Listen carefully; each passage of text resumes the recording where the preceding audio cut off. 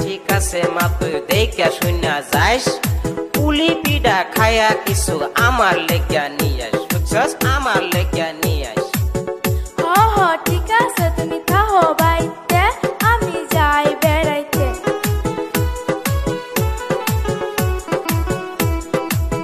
ও মামি আসুনি বাড়ি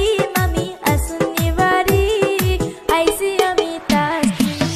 আপনাদের বাড়ি